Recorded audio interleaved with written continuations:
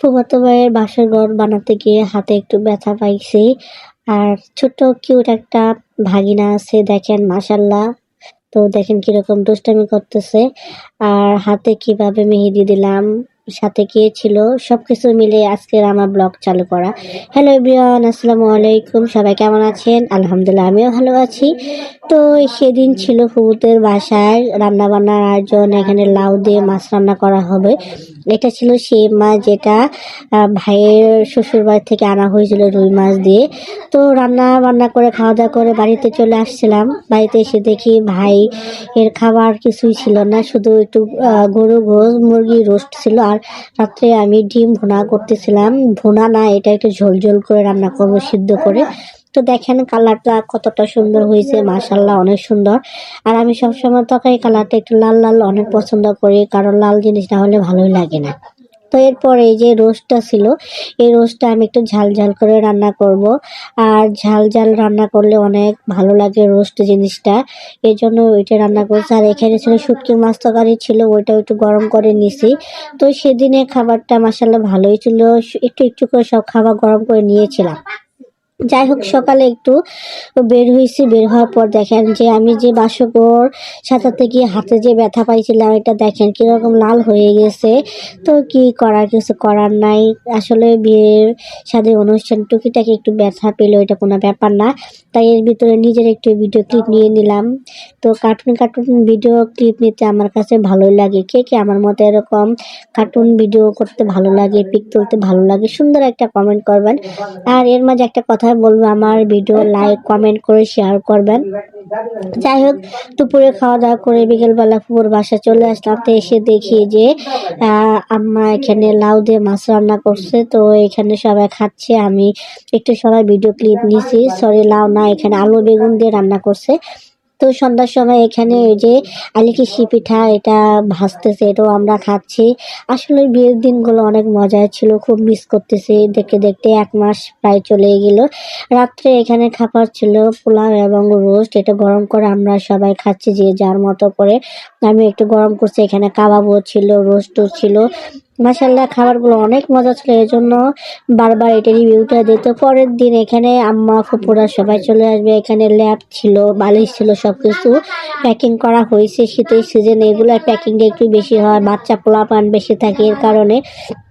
আর এই তো দেখেন ভাগিনা কিরকম লাফালাফি করতেছে, খেলা করতেছে। আমার ভাগিনার জন্য দোয়া করবেন, আল্লাহ যেন ওকে ভালো রাখে, সুস্থ রাখে, অনেক বড়। আমাদের 5টা বোনের ভিতরে একটা মাত্র ভাগিনা, অনেক আদরে নাজিব বাবু বলা হয়।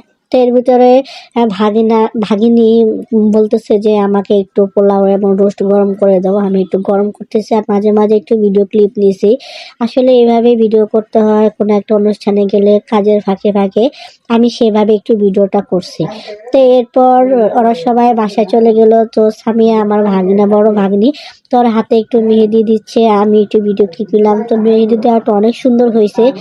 তো তারপর আমিও একটু নিজের হাতে মেহেদি দিচ্ছি প্রায় অনেকদিন পর। কেমন হয়েছে সবাই একটা কমেন্ট করেন। আসলে যে কোনো জিনিস প্র্যাকটিসের উপর থাকলে সবকিছু সুন্দর হয়, সেটা আপনার মেহেদি হোক, রান্না হোক, আর হচ্ছে আপনার যে কোনো কাজে হোক, সবকিছু রেগুলার কাজের উপর থাকলে সবকিছুই ভালোই হয়। তো এটাই হচ্ছে আসলে সবচেয়ে বড় কথা। তো এরপর দেখেন আমি একটু বাইরে আসছি, দিকে পোলাপানেরা খেলতেছে, আর একটু হাতের ক্লিপ নিলাম। আর আমি সবসময় হাতের ভিডিও ক্লিপ নিতে অনেক পছন্দ করি। আর আজকে সবাই একটা কমেন্ট করে যাবেন, আমি যে ভিডিও এডিটিংটা করছি কেমন হয়েছে, পুতুলগুলা কেমন নাচানাচি করতেছে দেখে আমার অনেক ভালো লাগতেছে। আমি ভয়েস দিচ্ছি আর পুতুলগুলা দেখতেছি কিভাবে সুন্দর নাচানাচি করতেছে। তো এর ভিতরে দেখি যে সবাই খেলাধুলা করতেছে, ওইটা একটু ভিডিও ক্লিপ নিয়ে নিলাম। হাতে ভিডিও ক্লিপ নিতে ভালো লাগে। তো এর ভিতরে একটা পিঠা খেলাম। পিঠা, এটা আমাদের আঞ্চলিক ভাষায় মিঠা পিঠা বলা হয়। খেয়ে নিচ্ছে, কারণ প্রচন্ড ক্ষুধা লাগছিল তখন। এটা ক্ষুধাটা থামানোর জন্য এই পিঠাটা আমি খাইছি। তো এরপর পরের দিন আমরা ঢাকা চলে যাব, মানে এটা হচ্ছে 30 তারিখ, 30শে ডিসেম্বর। তো এখানে মুরগির মাংস রান্না করতেছে। বুবু বলছে তুই একটু রান্না কর, ওই জন্য আমি রান্না করতেছি। আর বুবুর চুলার যে এতটা প্রবলেম ছিল যে রান্না করতে প্রায় 1 ঘন্টা সময় লাগছে। সবকিছু গুছিয়ে নিয়ে রান্নাটা গুছিয়ে নিছি আমি। তো এটাও প্রায় শেষের দিকে চলে আসছে। এখানে কলিজাটা ছিল, কলিজাটা আলাদা করে রাখা হয়েছিল, কারণ আমি কলিজাটা সবসময় সবার লাস্টে দিই। আর এই তো পেঁয়াজ কুচি দিচ্ছি। আর এখানে কি কড়াই দেওয়া হয়েছে এটা আমার অবশ্যই মনে নাই। ও সরি, এটা তো সেই তরকারিটাই ছিল। কারণ অনেকক্ষণ টাইম নিয়ে কষানো হয়েছে আর পেঁয়াজটা আর ফুফু একটু পরে দেয়, এই জন্য আমি ওইটা আলাদা করে রাখছিলাম। তো এই তো এখানে যে ফুপুর বাসায় যে একজন কাজ করে তার বিয়ের উপলক্ষে একটা কাপড় গিফট দেওয়া হইতেছে। তো আমি ওটা একটু ফাঁকে ভিডিও করে নিয়েছি, এটা কেউ অবশ্যই জানে না। কাপড়টা অনেক সুন্দর হয়েছে, তাঁতের কাপড় ছিল।